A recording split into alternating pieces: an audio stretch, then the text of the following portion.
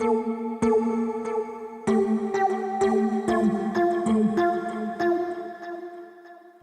name is Angèle Young. I work with student nutrition programs at Better Beginnings, Better Futures. I've been there for approximately 13 years, but in the food industry for about 20. So needless to say, this new project that we're embarking upon is very exciting to us.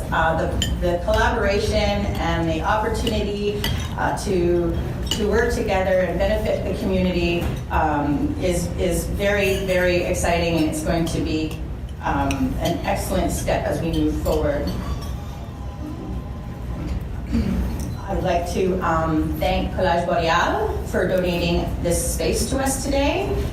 I'm going to take the time now to introduce Jeremy Duncan, Community and Outreach Coordinator from the Constituency Office of MPP Glenn Thibault. Jeremy? Okay.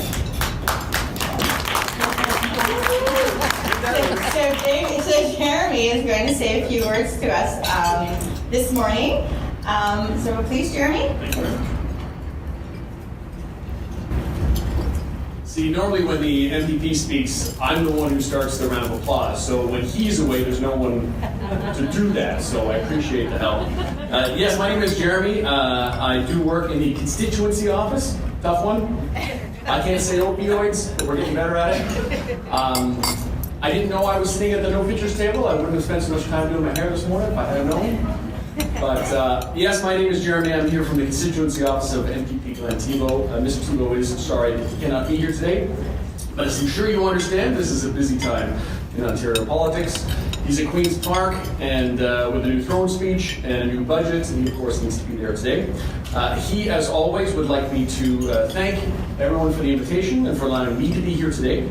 MPP Thibault, as always, would want me to recognize that we're meeting on the Robinson-Huron Treaty area and wish to acknowledge the long history of First Nations and Métis in what is now Ontario and show respect to them today.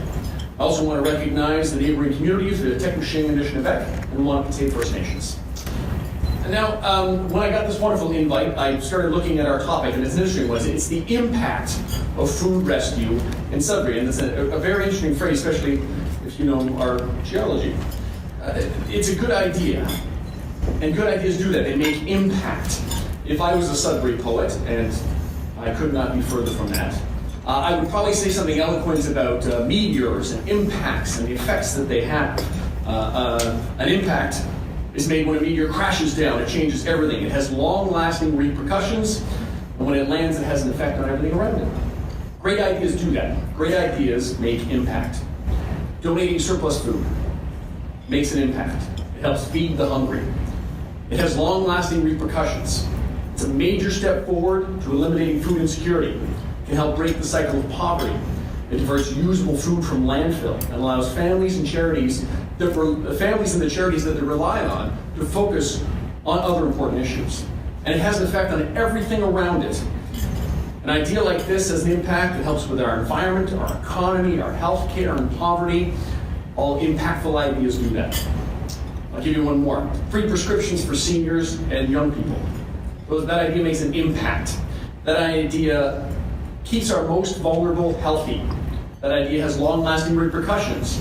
Our children get the healthy start that they need to make sure that they're healthy later in life. Our seniors get the health care that they need when their health is most fragile and when health care is most expensive. It has an effect on everything around it. It helps with our economy, it helps with education, it helps with our hospitals. It's an impactful idea, and it does that. One more, I promise. Last one. Investing in our environment makes an impact. Taking money from polluters and spending it on green technology means polluting gets more and more expensive, while green ideas get cheaper and easier to access. Investing in our environment has a long-lasting repercussion. Every time we make an investment in clean air and clean water, we're cleaning up the mistakes of the past and improving our outlook in the future. Plus, we not only make things better here, but Ontario is often seen as the leader when it comes to our environment. We make an example of ourselves, which improves everyone else. And it has an effect on everything around it, from healthcare to economy to education to poverty. Investing in the environment literally affects everything. And impactful ideas do all that. That's why I'm so proud to be here today, because this idea will have impact. The funding from the Ontario Ministry of the Environment and Climate Change will have impact. The restaurant that connects directly with the charity will have an impact. The food that will go to a hungry kid instead of the dump has an impact. So in closing, on behalf of Sudbury MPP Glenn Thibeault, I'd like to thank everyone here for the invitation to be here today, congratulate everyone on their success to this point, and wish you the best of luck. May you continue to make an impact. Thank you. Merci. Miigwech.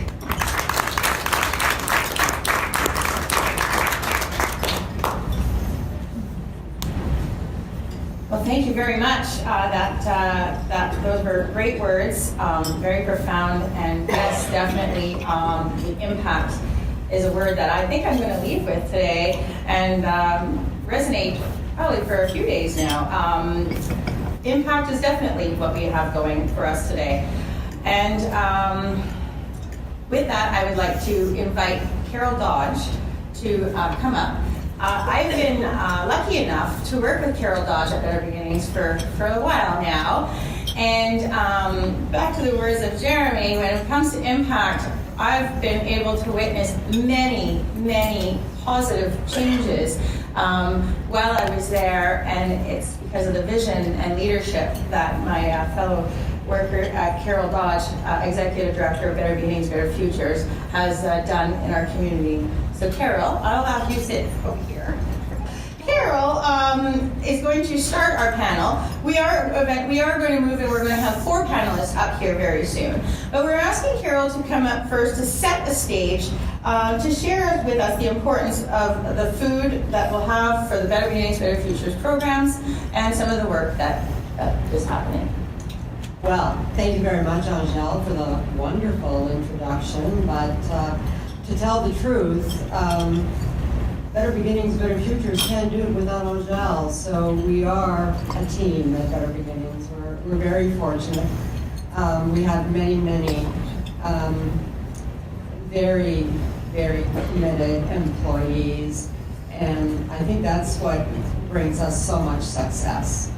And food at Better Beginnings, for the last 27 years, Better Beginnings, Better Futures has been delivering programs in what Sudbury calls a marginalized community.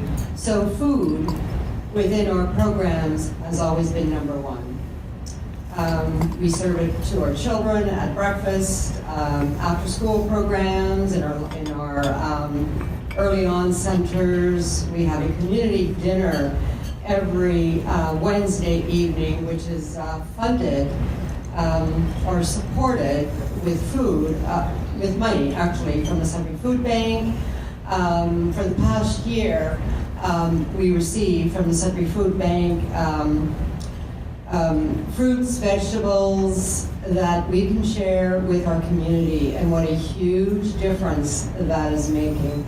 So I am very, very excited about this new project.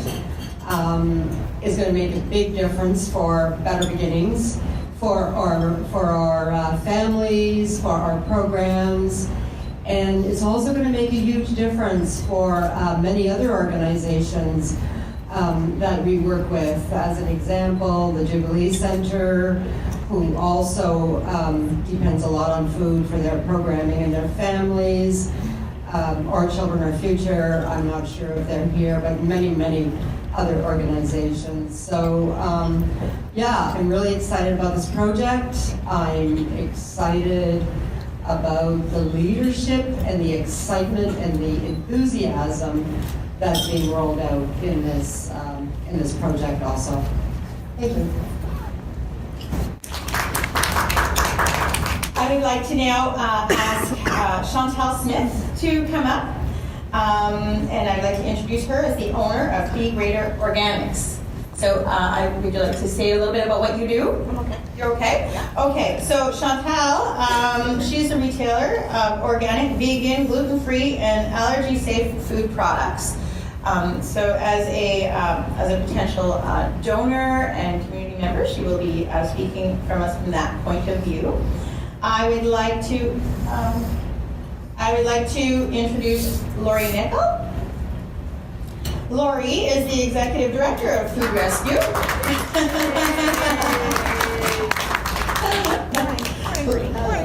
So Lori is the Executive Director of Food Rescue, and she's also the Director of Programs and Partnerships at Second Harvest, who had the vision to take the lead and to make the right approaches to start this fantastic new project. So thank you, welcome Lori. I would say that Second Harvest is the largest food rescue organization in Canada and a global leader on food recovery. I would like to introduce Major Bruce Shuron, Executive Director of the Salvation Army New Life Center.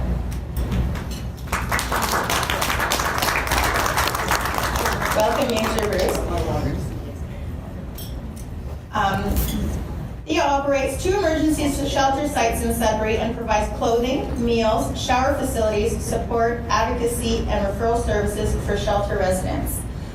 So definitely another place where people may go and might really appreciate food in their lives.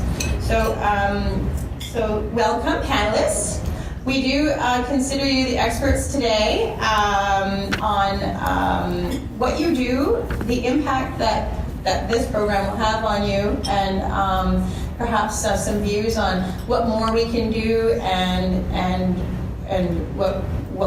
how we can further help our community on top of all of the fantastic things that already goes on in our community.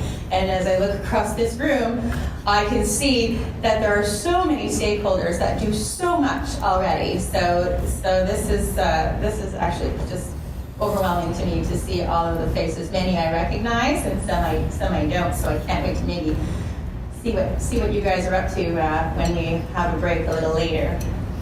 So I'll start the questions off. If I can find the questions, that would be great. I can't find the questions. Oh boy. I could probably wing it, I'm pretty good at that, but there's a lot of writing here. I have lots of things to say. Oh, there they are. Okay. So we're going to start by directing this question to Bruce. To Major Bruce. My apologies. My mother called me Bruce. See, I'm showing the love. I am. Bruce, this is about why donate surplus food. Some experiences that you may have seen that the impact of the receiving the surplus food and what that can mean to people. Thank you. The reality for us in the Salvation Army at the New Life Center in Sudbury and our Women and Family Shelter is the fact that we do have a large number of people that come to us for our assistance. We serve on a daily basis in our 2 shelters about 100 meals a day. 2,500 meals a month, which translates to about 20,000 meals a year. So food is a very significant part of what we do, and we provide for community. Captain Craig Summerfield is sitting in the back. Craig is a core officer pastor of the local church, but he also gives oversight to the community family services and our thrift store on Notre Dame, and they too provide food and food hampers to people generally in the community. So it's not only in the shelter system, but we also provide food to people in the community. And so any food donations that come to us are certainly greatly appreciated, because when we have that kind of contingent numbers of food and meals to provide every day, you can imagine what kind of a budget that incurs for us. But donations from local organizations, from our community food banks, certainly helps to offset that and provides good quality meals and food for the people we serve. Thank you. I'll get you to hang on to that, and then we'll pass it on back and forth as we carry on through our questions. Yeah, that is. I didn't realize that how much of a larger outreach that you guys are doing over and above. So food is moving. There's a lot of food moving in our community. As we go through the questions and we chat about different topics and ideas, if you have a burning idea or a suggestion, or if you have an extra question, please do try to identify yourselves, and we can maybe engage in a two-way conversation with some of the panelists throughout the morning. So, and if you don't feel that you have time, or that you wanted to jump out there, tweet about it, and maybe we could get back to you that way. So we don't want to lose any great ideas this morning, any good things that we can do that we didn't think of already, or any new potential partnerships that can be built. This is the time. So definitely try to get those out there. So now I'm going to move on to Chantal. I would like to ask you to talk a little bit about, from a business perspective, the challenges that you may face when you're trying to donate food, or when you're looking at surpluses, that as a business owner, what can we do to help, or is there, and what do you see on your end? Because I often see things as a nonprofit way, and very little resources, and so on, and then it's really important to see the business perspective. So Chantal? I think by being a new business owner, it's very difficult to know where or who to give expired products to. And I know with myself, it was very frustrating when I first started out the business, putting out so much into products that were expiring. I was calling different organizations who couldn't pick it up. So a lot of it was going to waste. And as a new business owner, it's very discouraging. So knowing that we have the food rescue program that we can just call, they'll come in, pick it up. I think that people don't realize that Be Greater Organics is a store that caters to people with dietary restrictions. A lot of the people who are part of these programs have dietary restrictions, so it's really important for us to be a part of it. 28% of the population under the age of 18 in Sudbury has severe food allergies, so being able to offer some of our products to those people is great. So I'm really, really happy to be a part of this. And the only negative part really of products expiring or going to waste or donating would be really loss of profit. But you have to look at the more positive aspect, is that people who need these products are getting them. And that's very important to us at Be Greater Organics. Thank you, Chantal.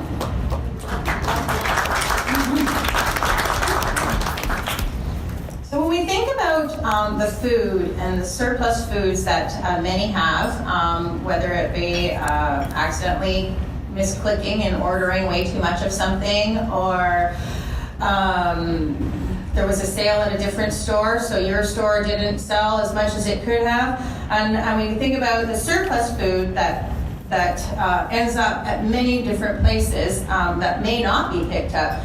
Lori, what typically happens with this surplus food and the environmental impacts that it would have? Question, Jean. First of all, I'd like to thank everybody for coming today. What a turnout. Wonderful. My name is Lori, and I've worked in food security for 20 years. And I mention this because now I work in environment. And that's because I found out that there is more than enough food in the world to feed everybody. Full stop. And that we are losing $31 million of food across the supply chain every year. So economically, this is not good. In Ontario alone, about 3 million tons of produced food never gets eaten. 60% ends in a landfill. And what happens when it gets into a landfill? Methane gas. And methane gas is a direct contributor to climate change, and this doesn't need to happen. So when we look at food across the supply chain, and to be fair, most of it happens in our homes, so don't overshop and choose many meals. Supply chain has some challenges, so that was not preventative stuff. But we also need to divert food away from the landfill. And there's places it can go. Clearly, there are a lot of communities that could use the food. If that's not possible, there is use in animal feed. If that's not possible, then we can turn food into biogas. And if that's not possible, then we can compost it. At the very, very, very, very end is landfill, and it really shouldn't ever hit the landfill, period. Because it's just not good for anybody. I think that's the environmental piece.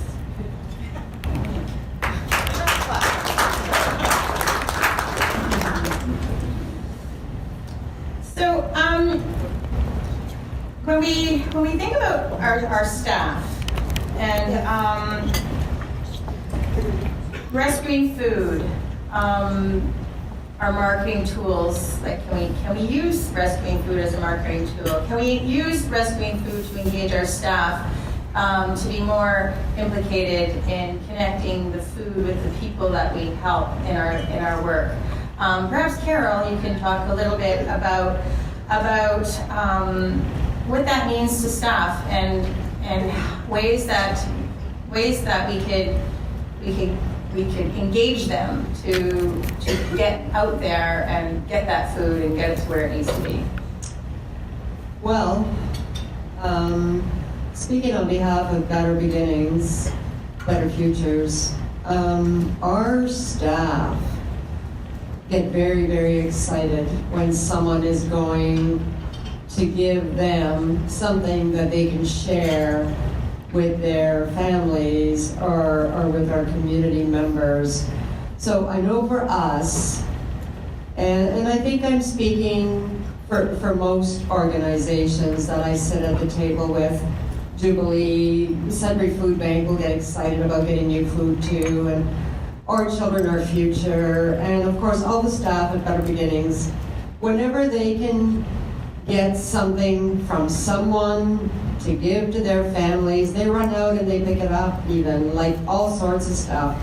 So I know several times over the past couple of months, our communications and administration coordinator, Bobby, she's run out to the YWCA to pick up stuff that they had put aside for us, and she was happy to bring it back and share, with our families. And Stella, our volunteer coordinator, she does the same thing on a regular basis. So, and last couple of weeks, I've been watching Victoria, or food rescue coordinator, running out different places to rescue some food that she could have it today. So, knowing what the employees in our sector, what they're like, there won't be a problem. They'll be out there getting the food. Yeah, you definitely did.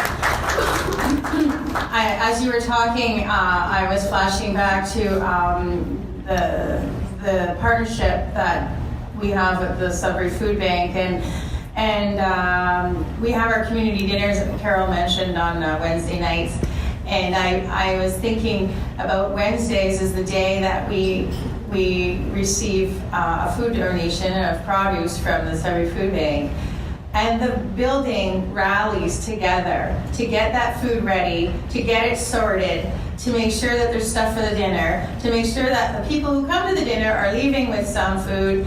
And it's the excitement, the buzz in the building is something to see. And the staff are very excited about going. When they come in, the volunteers come and they split up the food and they want to make sure that it gets to where it needs to go. And I'm sure many of you see that in your own organizations. But it's an eye-opener to see this every week. And then to see the folks come who are now reaping the benefits of this fresh food it makes that hump day feel so much better. I tell you, Wednesdays are a good day in our world. Well, it's also very, very motivating for all the rest of us that are busy doing other things, so they can't go help with the food. But we all get really excited about it too, so it's motivating. I'd like to shift the conversation. Perhaps, Bruce, you can help with this question when we talk about some concerns possibly about rescuing foods, like educating the donors on what you need in your programs, and the food safety piece that goes along with that, because we might not. Depending on the program we offer and where the food is going, maybe not all foods are the fit, and some of those, and how do we educate the donor on, without getting the donor sad, on what our needs are? Well, we recognize the reality, of course, that pretty much any food we receive is consumable. But the reality is, as was said earlier, there are some people with dietary restrictions, and we need the appropriate food. So we try to set our menus to meet those specific needs. Now, it doesn't always work, because homeless people don't always tell you their medical history or their issues. So we try to reap as much information as we can around the dietary piece, so that we can provide, the proper meals. And we're committed in our programs to make sure that we're providing nutritious meals. We're not just serving food because we have food.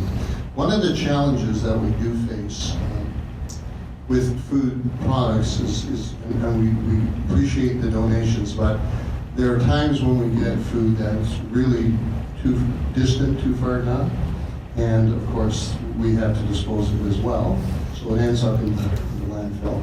But if people could be conscious of that when they're making the donation, it's not about just getting rid of the food, it's about providing the appropriate food, because we know under the Canadian Health and Safety Regulation that though there's an expiry date on food, we've been told by health departments across the country that the food is still good for about 3 months after the expiry date.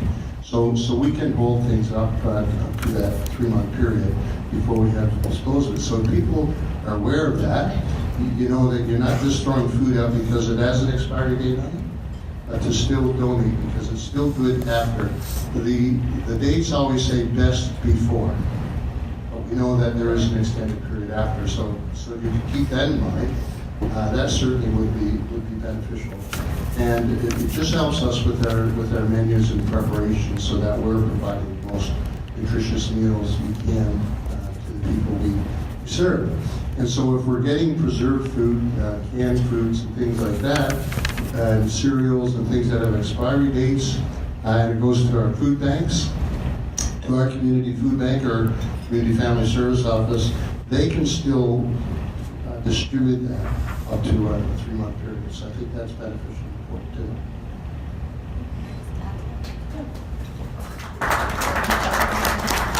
Just one clarification.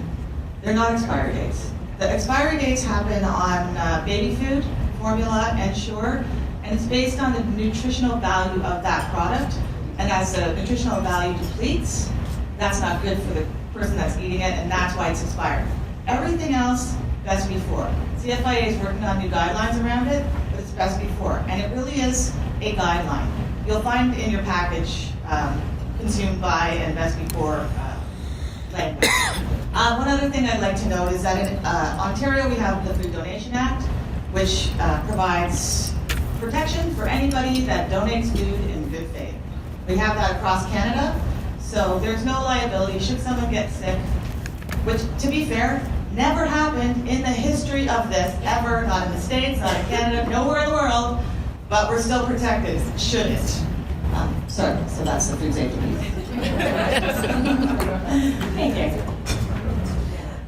So from a business perspective, when we look at that food safety piece, where are you at with that? Like, so I know you would sell the foods at a certain point.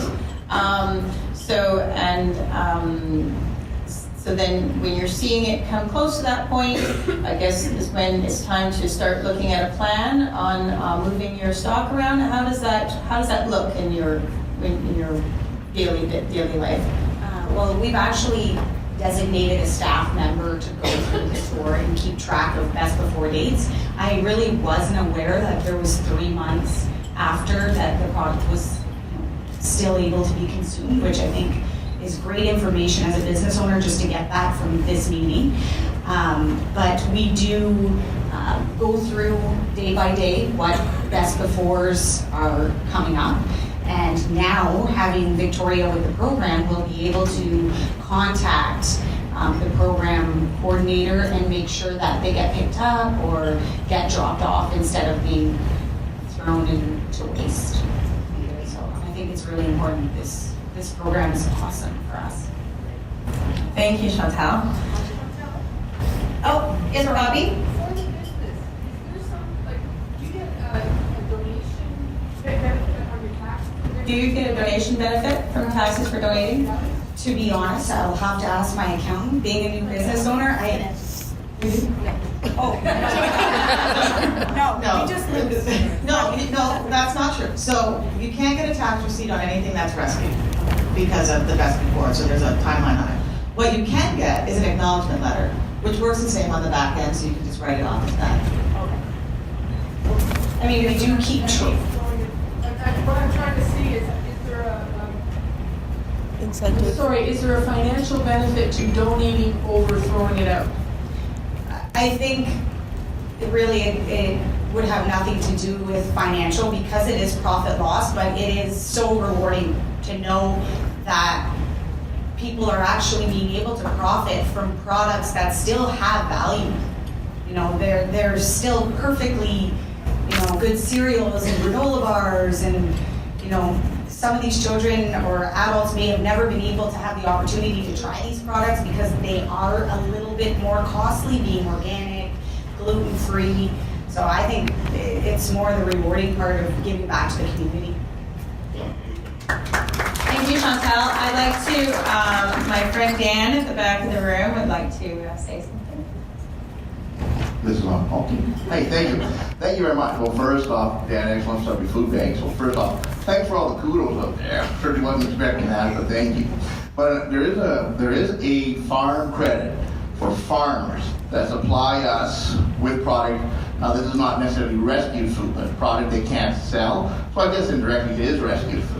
And if farmers supply the food, well, they do get a tax credit of a percentage of that amount from us, which is allowed by the government. It's in the government law. So you can, if you're a farmer, get a credit. If you're, I'm not sure about a retailer, but a farmer can. So just want to let you know that. So I don't know if you do both businesses. If you do, there might be opportunity. Right start. Okay, there you go. Business owner / farmer. I deal with many of them in the city here, and they're wonderful people, and they have such fantastic ideas. I wish them all the best of luck. So we do assist them, but yeah, you do get a credit allotment, like an actual tax receipt for food supply to the food banks.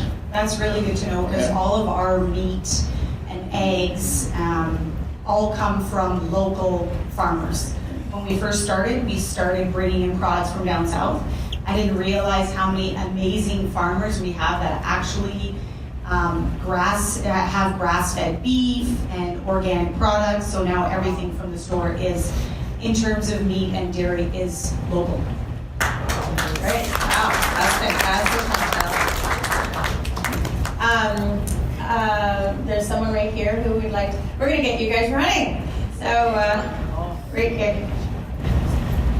I don't know if this is the right time to ask this, but how do you qualify to get some of this food? Like I live in Sudbury housing, and sometimes I go to Manitoulin and there's a guy out there who gives us like truckloads of food. I'll come home with a small pickup truck of food and it's gone in 10 minutes. 10 minutes. I just have to phone 2 people and then everybody comes down and gets food. And I know that in my building in particular, there's a big need for food. So how do you qualify? Well, that's excellent. And you're working through the housing cooperative, like the I'm just questioning, like a nonprofit. I'm the president of my tenants association. President of the Tenants Association. Victoria, are you in the room? Does that qualify? Yeah, so there we go. So what you do is so you connect with Victoria here, and actually this morning you're going to hear a little bit more on getting yourself on the foodrescue.ca website. There are some food safety stuff with becoming part of receiving the food rescue food. You do need to have a food handler on site, you are a food handler, that's excellent, and your kitchen would need to be inspected. So in most cases, I think the buildings that have kitchens, if there is food prep already going on, it is possible the public health would have inspected the kitchen, and if they haven't, then just call them and get them over there, and they will test the temperature of the fridge and make sure that you've got everything it takes, and you've got shelving for your food, and then you get your food inspection pass. If there's something they don't like, they will certainly let you know. They are not scary people. They are actually very excellent to work with, and they will give you some great tips on keeping that food safe. You get online, and when there is food to be rescued, you can identify if it's going to be, if you're going to walk to go get it, so do you want it within 2 kilometers, or you have a vehicle to go get it, what the parameter is, and what kind of foods you're looking for, and when that stuff comes available by a donor near you, you will be advised electronically, and you can click, yeah, I want it, and then you go get it. And then you and the donor will say when they want to get picked up. They'll say, I need that picked up by tomorrow at 4. And you can say, yeah, I can do that. And then you've connected, you've made the connection. So that's fairly simple. And when you do that, when you get online, that's what these bags are for. So qualified people who come online, who register on the system, get a bag. If you're a walker, I don't see them, you get a backpack because you know you need a backpack. If you're a walker. If you're a driver, you get a bag like this. And these bags are for, like, say if you're grabbing yogurt, you need some ice packs, you need to keep that food safe when it's going from point A to point B. So this is why we want to make sure that everybody has a little bit of equipment to be able to get the food from one point to the other. So these are the little connections that are close by that can happen. The system is not set up for the big donate. Those we have other systems in place for that. These are the little systems to connect that person who's just getting rid of under 100 pounds of food and needs it gone right now. And it's opening up the community to be able to web together to say, okay, there's somebody here, there's somebody there, and then so the human resources just multiplied by I don't know how much to be able to go collect this stuff, because one organization alone can't collect all the food that's becoming available in our town. So. Good morning. I'm Jill Bennett. I'm one of the people that's here for Larch Street Community Kitchen, and also for our 20-year Sudbury's very own Out of Both program that's now celebrating its 20th year. Wow! So I and a couple of other people were speaking in terms of the actual monetary return in terms of businesses coming online with food rescue. And I wanted to suggest that there's something, as from the consumer side, Rodine White and I would say to you that from the consumer side, please keep in mind as well for businesses that are partnering with food rescue, that one of the most important things is the goodwill that is formed and the public relations. For us as consumers, we would much rather do business with groups and businesses that are part of food rescue than those that are just doing the business of profit. So thank you to all of the businesses that are contemplating being part of this program, because there are tremendous benefits. And on the consumer end, we certainly see it and are very grateful. So thank you very much. Thank you.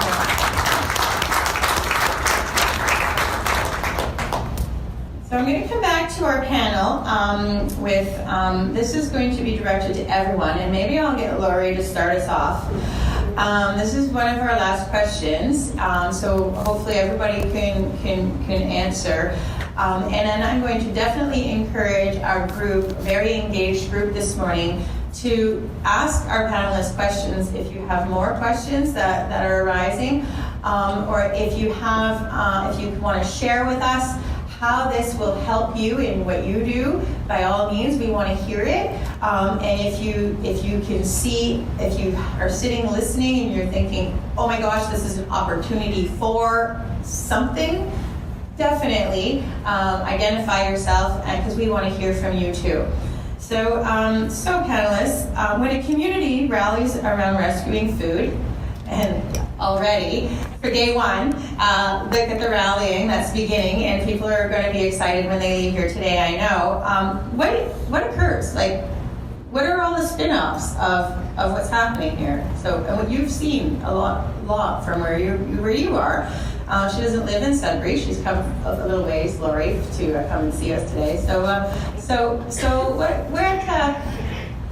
Sure, absolutely.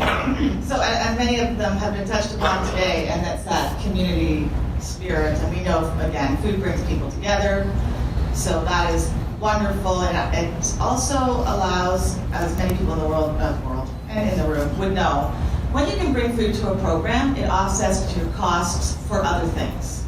So none of the programs that we support, they have limited food budgets, if any food budget at all. So some of the programs that we support with our foodrescue.ca and at Second Harvest, we're providing upwards of $100,000 worth of food to them annually, which then, not that they're necessarily going to have $100,000, but it then allows them to offset other costs.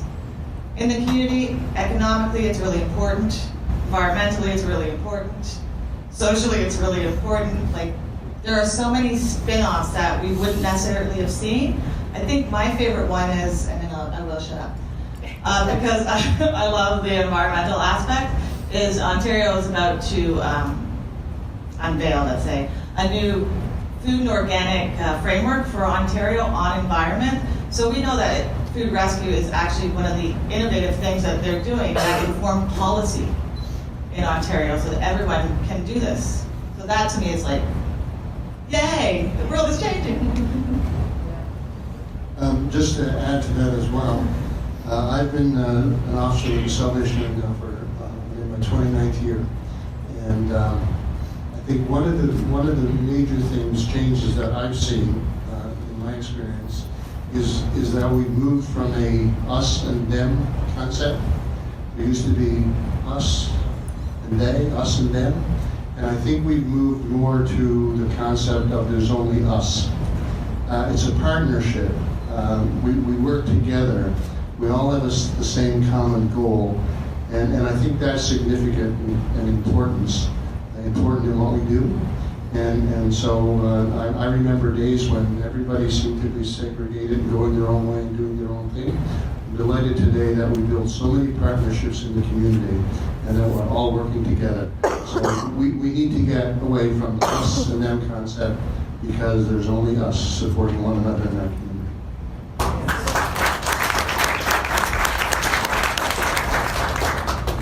I think as a business owner, the more businesses that participate in the program, the more momentum that will come with the community wanting to be involved in the program. Like he said, between us and them, I think bringing business and people together to work together is key, and building that momentum that the program is really active in the community is the most important part. Well, for me, working within a community, I see all the benefits that everyone else mentioned, but I also see we're giving our families an opportunity to ensure that their children are not going to go to bed hungry. That's a big thing. Food is huge.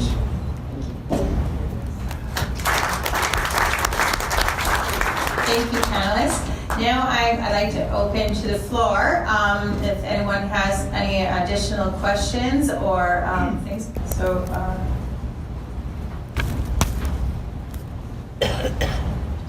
Hi.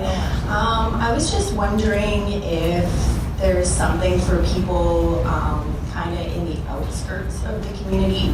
There is a lot of people that are hungry in, say, Chelmsford, Azilda, the Valley, etc. So I know you guys do host, like you said, dinners every Wednesday, kind of within the general downtown vicinity. But I do notice that we kind of do neglect the outskirts for people that are hungry and do need this food as well. Is there anything that can be done to, say, host a dinner in a different area on the week so that people in the outskirts can come in and use these resources as well? That's a fantastic idea. There should really be a community dinner in all neighborhoods. I think what we're all going to have to do, if you live in those neighborhoods, you have to contact the leaders of those neighborhoods. You have some great programs out there. With the right resources, and now they'll have food rescue, they will have the ability to provide what Better Beginnings, Better Futures has been providing to their community for years now. You have to ask them to provide a dinner. I know at Better Beginnings, we often have families come in from, well, I know we've had families come in from even Onaping. So even though we're in one location, our door is open to everyone. But when I'm sitting at the different tables and I'm chatting, we have outreach workers at Better Beginnings now that will be going out more often to all those neighborhoods. I will mention to them that there's a request on the table to have more community dinners out there also to bring your communities together too. Great idea. Thank you. Carol? Hi. We're from Monarch Recovery Services. We have been receiving some donations from Selma at the Salvation Army for the last 18 years. When she gets overloaded, and we distribute it to, we have a Beyond the Rock, which is the house next door. It's the men's day treatment after care, the women's aftercare, the women's treatment center, and some of our alumni, when they come to visit, if I have extras, I donate it to them, families. And we also have one of our alumni actually had a farm. So whatever was going to, what I couldn't distribute to anybody else, I would call him twice a week. He would come in from St. Charles, and I would donate the rest that was going to go bad, like in the process. And he has a farm, so he would feed it to his animals, which helped the environment again, and it fed his animals and gave them, a big help. He's retired from farming, so my question is, are there other farmers that are interested in having like leftover foods that are on the verge of getting spoiled, but are still good, edible for a big farm, or chickens and. Well, that is a very good question. I don't know. But Dan, I think, has lots of farming connections. Dan, can you help with that? Well, yes. For the food bank, we have the same situation. We do, not that we have more food, but food does not get used to its full capacity. We have several farmers that collect that from us. Collect a card from me when you leave, and you can send me an email, and I'll send you some of those farmers' information, and you can see if they're interested in picking up your product from you. No problem at all. Thank you. If that helps. Okay. Okay, thank you. My question was, we certainly are hearing a lot of wonderful stuff here, and that's great. And we at the food bank are very excited about I've talked to Victoria several times. We're very excited about this program, what it can or can't do, because, like I said, we tend to deal with stores and things. We don't tend to deal with 100-pound pickup, such things. We use a truck and driver and such. So there's a little bit of a resource base there. But what I want to know for everybody in the room, could we get a little synopsis of what the food rescue program is? I understand it's a computer program where you register on, but how does it work? Is Victoria around to do that whole little spiel, or somebody from the panel? And I think people would find that very beneficial in this room. Well, they definitely will. Victoria was to... Coming right up. She's coming right up. Yeah, or we're about to do a whole demo and demonstration. Yeah, we're going to do the demo like in a minute. Crystal, right here. I'm just curious, I've heard some places where they've actually made food donations of waste mandatory with businesses. And I'm just wondering if I could get feedback from other businesses in the group, and specifically Lori in the panel, or Chantal, how does that resonate with you, and how do you feel about that? So I'll answer that. I am also the co-chair of the National Zero Waste Food Working Group, and we have talked about it with your friends at Food Banks Canada. They also sit on it. Business doesn't want it, and so unless they're pushing for it, like the big retail, so the Retail Council of Canada and Walmarts and blah blahs, they're not interested. They're giving it for altruistic purposes. When they implemented those acts in Europe, it wasn't necessarily that well thought out. So if I tell you you have to donate your food, but there's nobody there to get it safely, what happens to your food? So if you're going to implement something like that, you're going to need to have a system in place to do it. In Canada, it doesn't look like it's coming because there's really no interest from big business to do it. That's too bad. Well, they're doing it already. To be fair, all the major distributors are donating anyway. So I don't think they need that push because it's happening. I think as a small independent business, I think it would be great as well, because I mean, once the products are, best before dates are done, people tend to just shoot them out. And if we had to take them aside and call an organization and have them picked up, more people would do it. So I think if they ever set the law where we had to do it, it would bring in a lot more food, I think. Because being a new business owner, I mean, a lot of the times you're so overwhelmed with so much to do, you don't think about it. It's like, get it out, let's order more or get something else in. So I think if we had to do it, a lot more people would. I'm just going to add to that. If we have to do it, it has to come with a ton of money behind it so that you can buy more trucks that are refrigerated, that we can buy more bags, that we can hire staff to pick it up. So it's not that you have to donate because there's no system behind it. So that's I think, the major concern. Sure, but it's going to cost you a few $1 billion to implement this across Canada so that community agencies can actually utilize it. That's right. We love our volunteers, but they're already doing so much. So we can't put a new system nationwide and say it's just going to naturally run by the good people who are out there doing a lot of things already. So I'll take a couple of more questions or comments from the floor, and then we will let three of our four panelists go. So, good morning. I have a question about special events and festivals. So I was a longtime caterer in Sudbury for many years, so I've been on the business side.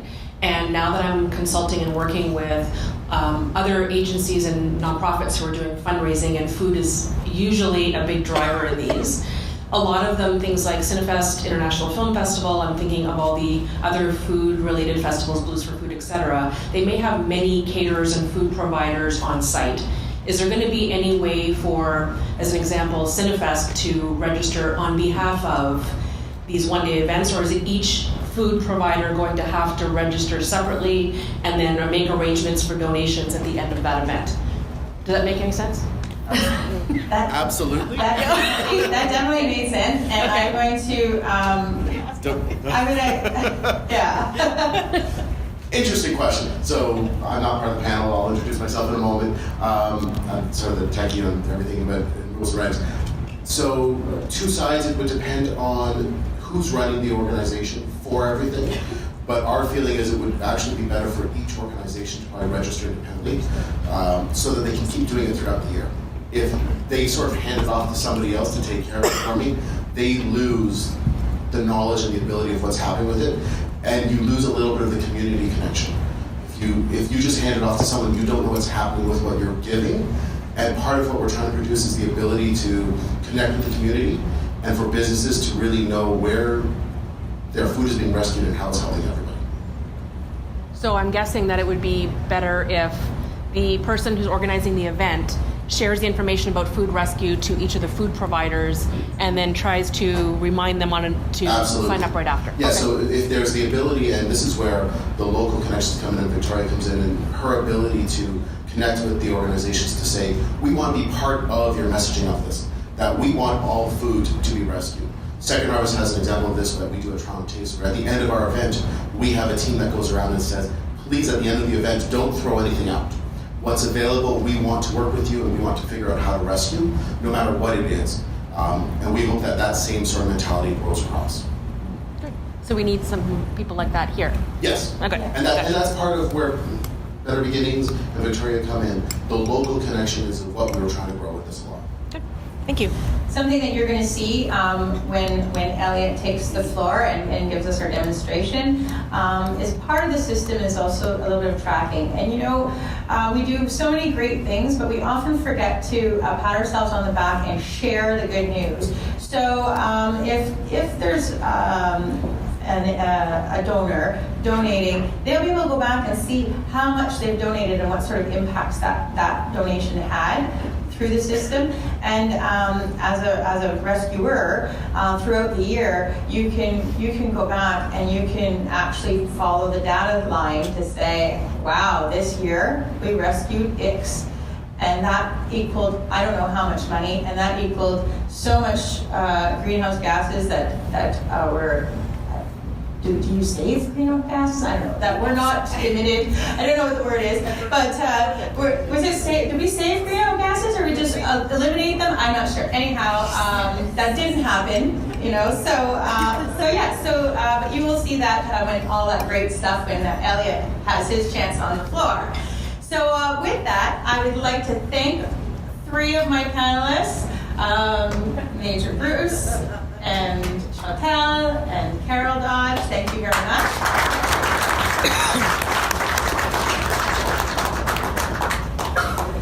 So the next steps, first I'm going to invite Lori Nickel to say a few words, and then Elliot will walk us through the food rescue program. But Lori Nickel and I met several years ago. Being partnered up is not a real big surprise for us. So I was at a conference, I want to say 20 years ago, but I don't know. Should I say it? No, I did. So I did. I said 20 years ago. And in comes Lori. And Lori is a very dynamic person. I don't know if you've already figured it out. I'm sure you have. And I was watching this girl going, and I was very, very green. And I'm looking at her, and I'm like, wow, she knows everybody. And everybody seems to like her, and everybody wants to sit at her table. I need to get to know that girl. A smart thing for me to do right now is to figure out how I can get to know that girl. Well, we did. And together, we have accomplished great things, despite the fact that we don't live very close together. We have the same passions and visions. And we've worked on several projects together. We've co-chaired some pretty big things and managed to collect some pretty big money from governments and millions. Yes, it was amazing. Anyhow, so Lori off she goes and she does other things. So we don't quite do the same thing anymore. Now she works with Second Harvest, and she's the executive director of foodrescue.ca. I would say she's a global speaker, so of course people invite her to talk at various conferences globally, and people in the room always walk away with a new insight, a fresh insight on what they're doing in their lives. So she's been working over 20 years. She's overseen the development of complex computer systems for large multinational. That's not right. When I read the line, I was like, Laura didn't do that.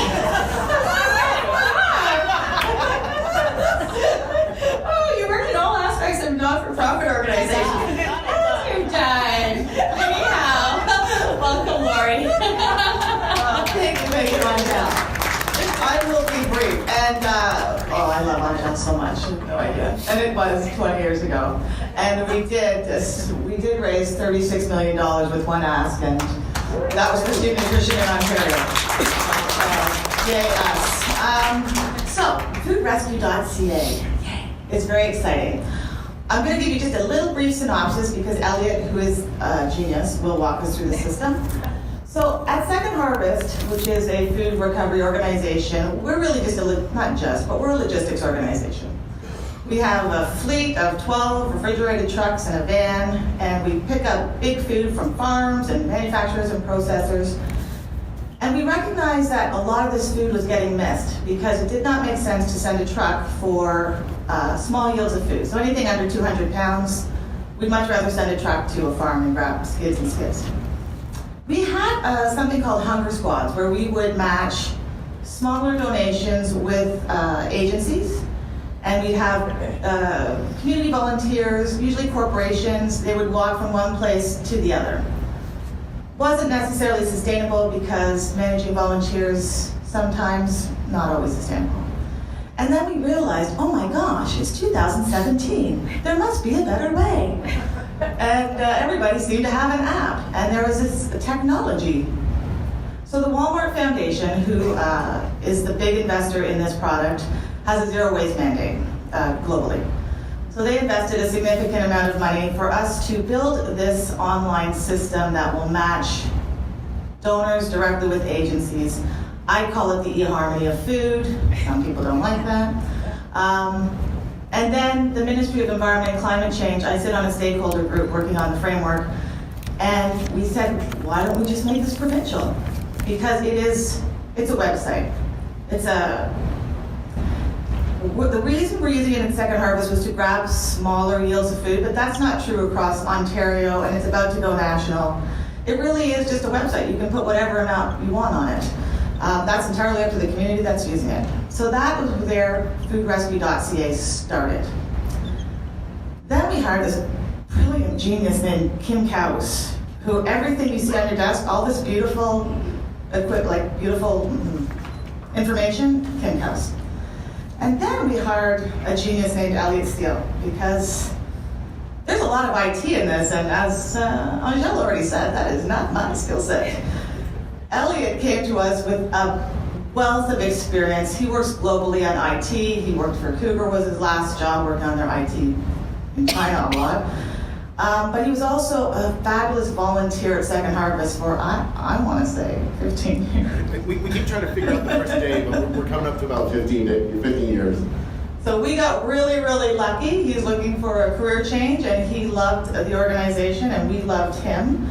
And so he came to support the technology piece of foodrescue.ca. And he is a great orator, so much better than I. So he will come and walk us through the system. Thank you. Hello. Which one? This one? We'll go with this one. Oh yeah, I'll walk around. So I'm hearing a lot about how do we use it, what do we do, what is it? So let me start off by giving you just a little bit of synopsis of what we want to do. We want to build a platform that enables donors and agencies, not-for-profits, community groups to connect. Because what we find is when communities are able to connect all together, we lose the we lose the me, we get the us, as I said before. That's what we are trying to produce, and that is what our goal is with this platform. We want to rescue food. We don't want to see stuff go in landfills. We want to enable it to be used and to feed somebody in need, and not just be something that is forgotten about. It's far too easy nowadays to, when you have extra, to get rid of it. It's cheap to throw things out. We all know that, and we all see it every day. But what if there was an alternative that didn't cost money, that made it simple, that enabled people not to throw something away, but to see it get used in the community? So that is where foodrescue.ca is coming to play. It's an online platform that matches both not-for-profits with donors. Donor says they have something, not-for-profit says we want something. Let's figure that out. We want to be the platform and enable that across both sides. And one of the key features of this is we don't want money. We want money from big people. We don't want money from you. This is all about enabling the communities that are happening. So let's quickly jump into this. So foodrescue.ca, it's up and running today. There are a few pieces that we're just finishing off and turning on, and we'll be talking about some of that. But there are two sides to foodrescue.ca. There's the donor side and the agency side. So when you come to Food Rescue, we ask you who you are, how you want to register. You want to donate food, you want to rescue food. Can you register under both? So the question was, can you register as both? We're going to get into that because a not-for-profit is instantly both. An agency is instantly both because they want to rescue food, and then let's say they rescued 100 pounds of food, they've got too much, there's a way for them to reissue that back into the community for others to use it. So when you register, there's quite, for both agencies and donors, there's a lot of information we ask. We're asking this information because part of what we're doing in this framework right now is part of this is a pilot. We're discovering all the rules and regulations around this. A lot of this hasn't been done in Canada before. So how do we enable it? How do we do it? What are the different rules in communities? So we ask a lot of information to gather from you about what you're doing with the food, how you're doing it, so that we can go back and report to all of our stakeholders to tell how it's being used. From a not-for-profit side, you have to be health inspected, you have to agree to some of our terms and conditions about non-solicitation, rules about redistribution. These are things that are coming to us from the government, from the framework, so that you are protected, you are safe. This is not, we are doing this not to spite you, not to do anything about that. It's about ensuring that you, as an organization, are protected, your volunteers are protected, and that you're maintaining what is required from the Good Food Act. So, we ask that you register. We ask that you tell us a bit about yourself, give us your email address, give us your phone number. One of the neat technology pieces that we're doing in our system is, as I said, we are about enabling. So when we get down to how we match everything back and forth, we're going with a model of we don't care who you are, what technology you use, we want to enable it. So we have SMS, we have email, we have on-screen notifications, everything that you need to be able to use the system. So we ask that you register, log in with username and password, our privacy policy, personal terms of use, standard requirements of any website nowadays that's storing data. Once you register as a donor, you've got wonderful things you can do. Now, one of the key things that we want to produce in this is we want to enable information. So we have the background grayed out right now because we're still working on that piece and we want to deliver it once we know what people want. This is your dashboard. This shows you your key metrics of information. What have you rescued? How much have you rescued? What greenhouse gases have you offset? How many pounds of food have you donated or rescued? And the dollar value of that impact, and also how many people it equates to. So one of the things Second Harvest has is it has a plethora of information over time that's enabling us to draw on our history, to draw on other research being done in the marketplace, and do all these calculations for you. So as you're using our system from both the donor side and the agency side, we're recording for you everything you do. How many pounds have you rescued? How many pounds have you donated? And what does that equal to the supply chain? What does that equal to the environment? At the end of the year, you want to see your impact. At the end of 6 months, you want to see your impact. You're able to come in, grab the information, see the dashboards, and are presented with how have you helped and how have you donated into the community. It's a real key piece of this for us is the impact that you're having both on a donor and agency side. That's something that's critical for us to deliver. So once you're in, you want to donate. What we're trying to do is we're trying to make it as simple as possible. From a donor side, there's two types of donations. There's a one-time donation and a recurring donation. A one-time donation is when a donor says, I have excess food today. Here it is, let me put it out to the community, who wants it? A recurring donation is when a donor has a relationship with a specific agency and says, you know what, why don't you come every Friday? Why don't you come once a month? And I'm going to store the food for you, and I want to make a relationship with you so that I know where it's going and I know who it's helping. And this is part of our community building. The bonus for the donor of a recurring donation is they don't have to put down what they're donating. Because it's recurring, you just come get whatever is available, and we ask the agency to come in afterwards and record what they received. Whereas a one-time donation, because it's not recurring, because it can go out to the community, we're asking the donor to tell us as much as possible about the donation so that we know what's in it, so that we can match it better with agencies. So when a donor wants to donate, this is a one-time donation. These are the actual screens that our website is using, the design. We have some work that's still happening, and our little programming company in the back end is going a little bit crazy right now, running 24 hours a day, finishing this up. We ask you, what category of food are you donating? Okay. Right now in our pilot and our beta, the one thing, the meat and fish is being turned off from a safety standpoint until we have all of those fine-tuned pieces about how it can happen. But everything else is going to be turned on in our system. You'll be able to donate food into the community and rescue food. So a donor can come along and say, I have produce.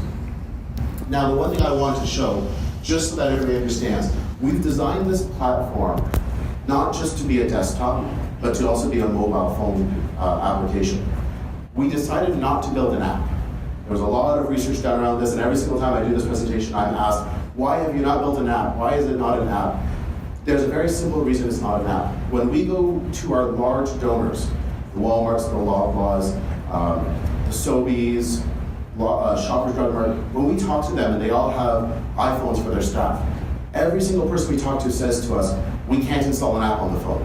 It's going to take us 6 months to a year just to approve your app and then to install it. So we found a real roadblock to doing that.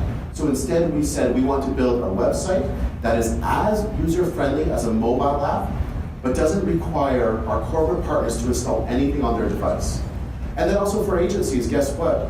You may not have an IT person, or you may have a volunteer that can donate only a few hours to you. Well, you may not be able to set up the app. So we decided to eliminate that burden and just go with a very good website that enabled everything. Yes. Just looking at the headings, have you, being a store that caters to people with dietary restrictions, have you ever thought of putting an allergen safe tab or header on it just because, you know, harder getting You're jumping ahead a little bit, but I like it. So one of the things that we ask a donor is what categories, so when you want to donate a product, I'm donating produce, what weight are you donating? Is it pounds or is it kilograms? And we want you to be close, but we don't expect everything to be weighed. But from a donor standpoint, we're asking that you to be as exact as possible because this information only helps you. What is it? Is it perishable? Is it shelf stable? Or is it both? Because if I'm donating a lot of produce, it could be, you know, I could have some apples that are nearing the end of their life. I've shoved them in the fridge to keep them fresher. But then I've got some oranges that are, you know, room temperature. I can put both down. The perishable shelf stable come into packaged goods and how I'm storing them also. The food needs to be kept at is a question we ask. Does it need to be refrigerated? Does it need to be frozen? Or is it at room temperature? This is critical information from a donor standpoint and from an agency standpoint. And I'm going to get to the matching in a moment of how our whole back end works and what we've developed. Sorry, I'm going to go back there. And then we ask specific questions. Is it vegan? Does it meet student nutrition needs? Is it kosher? Has it passed the specs before date but is still good? Is it halal? And does this product have no label? This is where we're starting from today. And as I said, part of this is a pilot and a discovery for us. If we, as we're meeting with all of our donors, if we find out that all of our donors need to say, you know, we want to know when it's low allergen or when it's no allergen, that's something we can add very easily to this to enable the marketplace and the distribution of this product to meet people. One of the things that we are doing as an organization, and that's part of the food rescue team, is we don't, let me say this, we're not just running a website. We are managing it.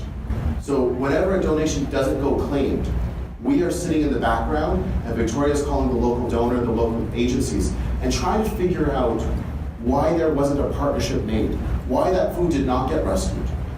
And we are tuning this product to make sure that food does get rescued. So one of the things, if she discovers the low allergen or she discovers that nobody was in the area, part of our role is to enable that connection, to find the resources. You were able to put down additional details about what you're donating. You know, if you want to list the specifics of it, you can. If you want to say, you know, this stuff is really good, but a lot of it's bruised, you know, it'd be great for pies. That type of information can be added here so that the agencies know what they're getting. And so once you go through all the different categories, and you hit a category, we highlight it for you so you know what you're doing. The product has been designed from a donor side also that the donation can live for a long time. As long as you don't close the screen, you can leave this open for the entire day so that you can keep adding to it throughout the day and at the end of the day post. Or you want to go back into the produce and add more to it, you can. When we talk to our grocery stores, we talk to the large donors, it's important for them because, one guy's doing this and another guy's cleaning up. Food's going to keep coming back there throughout the entire day until they post it. Pickup details. This is where we start to get into the really neat stuff of our platform. Okay? So we start to ask, where are you located? So when we start talking about our large vendors and our large donors again, we get into situations where one person might be managing multiple sites. So where's this food coming from? Where am I donating it from? And we do have some donors that may even add stuff to one location, but they can donate small from one place. And then, sorry, I'm gonna go back for a sec. What's the window? So this is all part of our donors and agencies working together. A donor can say, I want somebody to come between Wednesday and Thursday from 8 a.m. to 5 p.m. Who's available? Or you can say, I want someone to come tomorrow between 3 and 5 p.m. A donor can specify their requirements and say, come onto the warehouse, come to the back door, come to the front of the store. I want to celebrate you. It depends on how they want to make that connection. The last part is the donation details. Why are you donating this food? Now, this is an optional question that we are asking to help us understand why food is not being sold.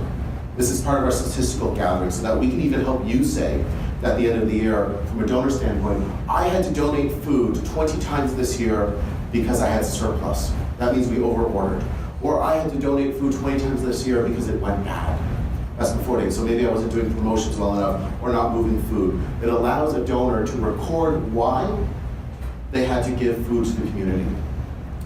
And then should a specific location receive this food? So this is where our technology now becomes very interesting. We start to figure out from a donor side and an agency side who we should connect together. What our technology does in the back end, and there's lots of it's a little scary how much we have to do in the back end. Our partners have been helping us out a lot with this. It's on a Microsoft platform. We're building this robustly. But what we're doing is we're saying, this donor has this product and is in this geographical location. These agencies have said they can accept products within a 20-kilometer distance, within a 5-kilometer distance. They have a fridge, but they don't have a freezer, and this donor is saying they have frozen stuff. Who can we match to rescue this specific item now so that it doesn't go to waste? And our system starts to churn through all the combinations of this agency wants food, but it's too far away. Okay, we can't donate to them. But this agency is close, but they don't have a fridge. We can't donate to them. Here's the perfect agency. They have a fridge, they're willing to travel, and they meet the requirements of our system so that we can rescue food. Our system starts to go back and forth and figure out who can rescue the food best. Now, an agency or donor who has a relationship can say, I have a relationship with the Salvation Army. I have a relationship with the Boys and Girls Club. I have a relationship with Better Beginnings. Who can take this food? I want to make a relationship. They can pick from the drop-down who is available in their community to connect with. And this is all part of our wanting to build a community and wanting to build connections. A donor says I want to put it out to the community, they pick anyone. We then send a blast out to everybody that's available. We send it through email, we send it through SMS, we allow a screen in our system to be able to, in a way, shop. What are all the donations available in my area that I qualify for? Or what are all the donations in my area I don't qualify for? But if I figured out how to get a freezer, I could then qualify for all this other food. Or if I only had a fridge that was a little bit bigger, I could rescue things over 50 pounds. I could rescue 100 pounds. If we only had a volunteer with a car, I could go 20 kilometers, I could go 30 kilometers, I could go 100 kilometers. There's a little bit of a shopping aspect here to say, what could I do and what could I rescue if only I had? And then it gives our agencies the ability to go out to donors and say, on a funding standpoint, this is what I need to do. I need a fridge. If I had a fridge, I could have rescued all of this food that I know just went to waste or just went to a landfill because I couldn't rescue it. Then our donors see what they are donating. And again, we're trying to make it so that it's graphical, it's pretty, it's easy to read. So again, I've got bread in this donation. It requires a freezer. We've got a nice little snowflake there, and it's perishable if it comes out of the freezer. They can edit, they can see the details. And then as soon as they push confirm, we start churning out to the community. And one of the things that we're really trying to do on this platform is celebrate. So every single time a donation is done, we want to celebrate the person doing the donation and the person receiving the donation. So in a small business or a large business, you may have different people doing the donation all the time. We want to celebrate them. We want to thank them for being part of the community and donating to us. And then what happens? Well, a donation's ready. Guess what? We start blasting it out to all the agencies that have registered on our system. And we start telling them a donation's ready. Now, an agency wants to say, you know what? I've got 20 incredible volunteers who are available to me at any time. Go ahead, register your 20 volunteers on the site. They can all get notifications. They can all claim food on your behalf. As long as the signing authority has signed up and agreed to our terms, you can add as many people as you want. Your staff, your volunteers, they're all eligible to be notified to rescue food. Okay? And then it's a little bit of a race to claim the food. Because the first person to click the link gets to see what's available and gets to claim this food. Because the fastest one in gets the food. If you don't see it, you can't rescue it. Question? Is there an option to just take half the donations? Depending on what your organization is or what you're taking the donations for? So right now, and again, this came from our discussions with our donors. When we're starting to talk to the Walmarts, the Loblaws, the large enterprises we want. When we approached that subject with them, they all started to cringe. Because as a business, I want someone to come get the product from me. If I then have to spend staff and say, this donor wants only this part, or this agency only wants this part, this agency wants that part, it became logistically challenging for our donors to go with that. So right now, at this point in time, we've opted to create a system that is, I want the donation as a whole, I'm gonna take it, and then it's up to me to figure out how to use that best and redistribute it. Hi. What I've done is when we do receive an abundance of food, we will, if we have a list of the organizations with us and we have too much, we can network with them. Exactly. So one of the things of our platform, and this was a question was asked before, is what can an agency do if they've got too much food? Well, to us, an agency is just like a donor. You may make a relationship with someone and show up one day and they've got 300 pounds of food waiting for you. You take it and you're like, oh my God, this is incredible. But what do we do with it? Well, you should be able to reconnect with your community and put it back on the platform as a donor. So any agency that signs up on our platform is also able to redonate food back into the community. So if you get a donation that isn't through our platform, we don't care where you got it. We're so happy something got rescued. If it's too much for you, come onto the platform and say, I have 20 pounds that somebody can use. Who wants it? And if you created a relationship with somebody specifically, they're in your list of donation partners. Pick them, donate it directly to them. The one thing that this does is it allows us to record, analyze, and know exactly how much food is being passed around communities, to know where there is waste and where there is surplus. If you want to do it outside our framework, that's fine. It's not part of our requirements that you use the framework. We hope that we've made it simple enough and nice enough that you want to use the framework so that you can gather that information. Because one of the other things we found when we're talking to agencies, one of the things that everybody tells us is it's so much easier to get funding when you have information.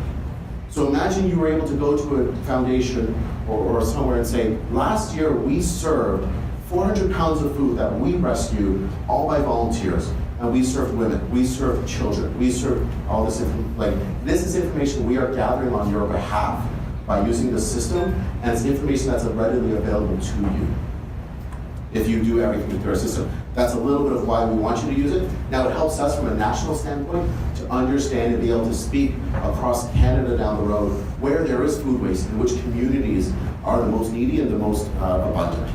It really helps us to paint a picture of our country. So, if you are the lucky one to claim this donation, we would say thank you. And unfortunately, when someone else comes in and they try to claim it, we say, sorry, you're too late. Someone else got this product. And then it's up to you to go and pick it up and make that connection and make that relationship with the donor.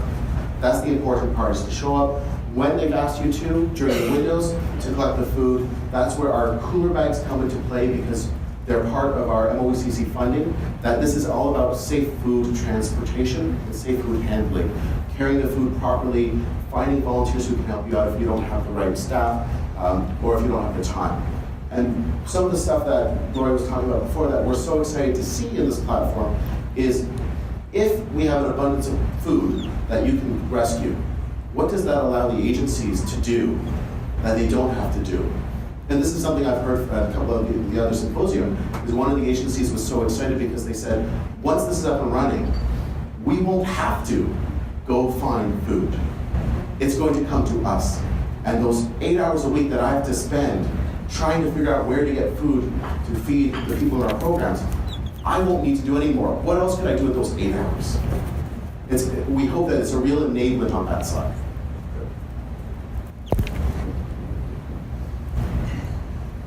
Is there somebody we can talk to? Like, do we have to do this online, or is there ever going to be real people we can talk? Like, I'm really terrible with computers.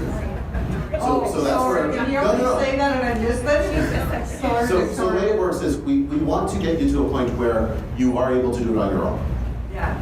But our local resources are part of what we're trying to produce in this platform and pilot is, and this is where some of the other things that have been tried over time, enterprises in the US, there are platforms like this in the US, but they try to make money. And they want, because there's a tax credit and they want a piece of that in the US. We don't want that piece. So part of what we're trying to do is, with our local resources, is to create somebody that you can go to. Who can you go to in your community that can help you out with this, can help you out with the health inspections, can be your resource. So in a case where you don't necessarily have the skills to figure it out on your own in the beginning, there's somebody there to help you. So you'll see in this room right now, Veronica's around, she's an Ontario coordinator, Victoria's local. We have the team behind the scenes who work in not-for-profit, who understand where you're coming from and the challenges you have. Perfect. I think there were a couple were there some other questions? I have a specific question. I work for the Student Nutrition Program, and I was really excited to see that that is an option on there that more specific. How do the donors know what my guidelines are? Because I have strict guidelines. I know them. How do they? Or is that something that's done in the background? So we don't at this point in time have because we are not at the granular level of each individual product, we're unable to specify that this product meets student nutrition, that doesn't. So part of what we're doing is it's a whole education piece. That's where these symposiums come in. That's where our funding is happening down the road. That's where our commitment is. So part of it is educating both donors and agencies. What is student nutrition? What's available? What should be done? So Kim and her team are producing flyers and pamphlets of what student nutrition is acceptable. I believe Lori's trying to figure out, and there's a team right now trying to figure out what the common elements are of all of the different student nutrition programs, so that we can kind of boil it down to, here are the general guidelines that should be followed to meet everybody's needs. If you fall outside of this and you're unsure, don't check it. But that's the other thing that we've done, is that you don't have to accept a donation. It's put out there, you go into it, you see what's available, you see what there's, and you're like, you know what, this doesn't meet our needs. But what we've also found in Toronto, a lot of the organizations that do student nutrition have said to us, student nutrition is only a piece of what we do. So if in a donation, there are 2 items that meet my student nutrition needs, but there's 10 others that don't, those 10 others may meet some of the other programs we do here. If you've got a knapsack program, take home for the weekend, if you've got anything that isn't served in school, those products, we're trying to push for nutrient-dense material. But those products that are on the verge that don't meet student nutrition, but are still healthy and can be consumed, you may have other uses for them. But then if you see a donation that's like, you know what, 50% of this is incredible, 50% of it I can't use, take it, redonate it. Put it back into the community, because somebody will come get it from you and use it. And you may know that, an agency can't take this amount of food, but if I take it and split it up into smaller donations, somebody will use it. And that's where the other things I want to cover is that we don't have a weight limit in our system. There is no limit or maximum in our system that exists. If somebody wants to come online and and say they have a ton of peaches because they've done overproduction of their farm, we want that in our system. What we're doing in the back end is when there's donations of large quantities, Second Harvest is notified because we have a network of distribution agencies that we can call up and we can connect with. And we start working very quickly in the background to say, all right, there's 500 pounds of apples. No one agency is going to take 500 pounds. That's crazy. Well, There's 2,000 pounds of apples. There's 30,000 pounds of apples. the numbers are staggering. It's really very scary and wonderful at the same time. But is there a way for us to facilitate in the background somebody going to pick up that large amount and then redistribute it to the community? That's where part of what we're doing in the background is happening. And as we get into this, and as we end our pilot, and as we get into the real use of this platform, we may discover that the large quantities just can't be absorbed easily in the community, and we may have to change it to say, all right, somebody's donating something over X amount of weight, can we automatically split it up into smaller donations, or is there a hub that it can go to automatically? How do we facilitate that is the big question. That's our focus of facilitation. That's really it. Are there any other questions? So I'm looking at the food donor application guide, and there is a section that says prepared food. I'm wondering if you could tell me a little bit more about that. So I work for a restaurant, and I know, let's say, for instance, we make 7 extra pizzas by accident. Is there like a time frame where we can say, hey, come pick this up within 2 hours before it gets to the danger zone or something like that? There is, yes. You can put down, you gotta come today, you gotta come between these hours. But what we really want to do, and Ron, just to jump on this a little bit, we want you to get it cold. We want you to get it into the freezer. It prolongs its life indefinitely, and it really allows you to hold it. Now, in your case, when you've got that sort of item that might go bad quickly, that's where we want to help you make a connection locally. Is there an agency nearby you that has people available to get to you quickly, to get that food or to help you distribute it? And that's where Victoria can come to play and say, I've got this little agency nearby you that's got somebody around that when you post it, just pick them and they'll come running over, they're close by. But we do have guidelines in there about how to get a product so that it can be rescued at a later date. And that's all of this is we find that if it's time of, it's challenging, but if there's a window, you can get rescued. And ultimately, I'll say, you're right, there's a 2-hour time limit on temperature-sensitive ingredients, but even it might take 2 hours to get to an agency, and that agency might not be able to consume it right away. So it's best case, you're putting it in the fridge, transporting it cold, keeping it cold, and then an agency can warm it up next day. Still great next day. That kind of thing is a lot easier and doesn't put that time pressure on either the agency or the donor. So that's what we're excited about.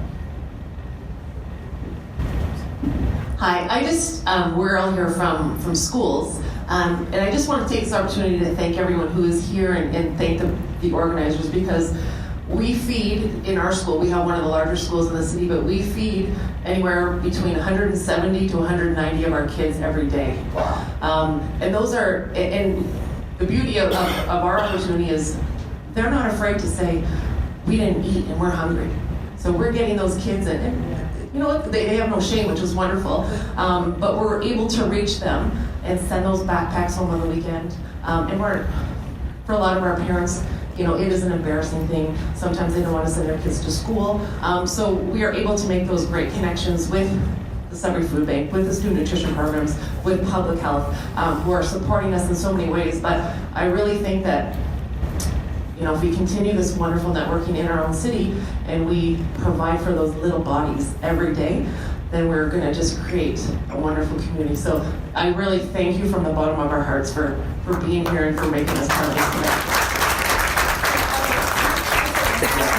I would love to speak to this because I was one of those parents. I started a student nutrition program, and I would walk to the Loblaws and grab all their produce and bring it to the school, which I thought, wow, if we had this 20 years ago, it would have been so much easier. So thank you so much. And that's why we really want student nutrition involved, because we know we have to access food from wherever we can get it.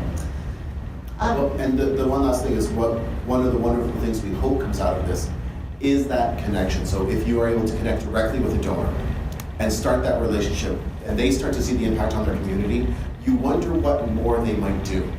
You wonder how much more committed or how much more involved they might be, that they discover one day, if I can do this, I can do that, I can have a bigger impact. It really becomes a wonderful thing when a donor knows the impact that they're having directly. There was a question over here, I believe. Nope, I thought there was a hand up over here. Nope. Okay. I just wanted to encourage the fellow that owns Pizza Joint and any other restaurants. We get, but it's probably some major restaurants, sorry. We get food from Red Lobster. I'm with the Infant Food Bank. And I cannot tell you, like, first off, please recognize the value of dropping it into the fridge or the freezer. By the time, if you're calling an agency to say, hey, this is hot pizza or hot lobster, come and get it. By the time we would get it to our families, it would be cold and no good anyway. But the value of putting it in the freezer so those agencies can hand it out a day or 2 or 3 days later is phenomenal. So yeah, like, please consider joining. And I mean, the one thing I'll additionally add to that is also, if you can make sure that it's rescued, the social impact and the public impact and the public knowledge that you can then send out about it becomes a PR piece for the businesses in a large way. One of the things, on our platform, our GHG calculations, our food calculations, our dollars and our people are all things that are public calculations. But because we're doing it for you, being able to say that as a business, you offset a certain amount of greenhouse gases instead of letting it go to waste. You saved an agency X amount of dollars by donating food. You fed this many people. Imagine every month being able to tweet, being able to put on your social network, the impact you've had in your community. And if you make a connection with an agency, specifically being able to call out to them, imagine that impact you can have. Just, it exponentially grows. So that's one of the great things for donors. Thank you, Elliot. That was fantastic. I think we all learned a lot, yeah? One of the things I would like to point out is, although we have bags, it is not required that you use our bags. You just need an insulated cooler and cooling pack. So we'll give you that kind of information because it's a prototype. We have 1,500 and then there are no more. So grab them if you get it today. But there's lots of ways to transport food. As long as you're doing it safely, it's not about the bags. Well, I didn't have a question, I had a comment. I wanted to ask a question of how you handle certain situation. Everything you're saying is absolutely fantastic here, and I think it's good to have the right partners in here to talk about it. But a question, life happens. So somebody said they're gonna take a donation, and then they don't show up. How is the repercussions of that handled through the system? So we get a notification to figure out who didn't pick it up. Oh, maybe Elliot will speak to it. So we're going to ask Elliot. I can jump in. So there's a couple of things. So one, any donor or any agency can cancel. Life happens. If for some reason I can't go pick it up, I can cancel. We do have down the road the ability for agencies and donors to provide commentary about their experience, thumbs up, thumbs down. That information is not used in a rating system. That information is used for Second Harvest and foodrescue.ca to go back and look at it and say, okay, what's going on? This agency has gotten 2 thumbs down or just 1 thumbs down. How can we reach out to them? How can we help them? What was the reason for that? They showed up late. Okay, can we make notifications in the background? There's part of this, and that's part of the pilot, is when life happens, how can we help manage it better? And there's a whole bunch of other, there's a roadmap for this platform over the next couple of years that we're already figuring out. And lots of what we've learned already is about how do you manage what happens. So I don't want to go into detail about what we're planning, but we have pieces around that to ensure when life happens, everything's managed.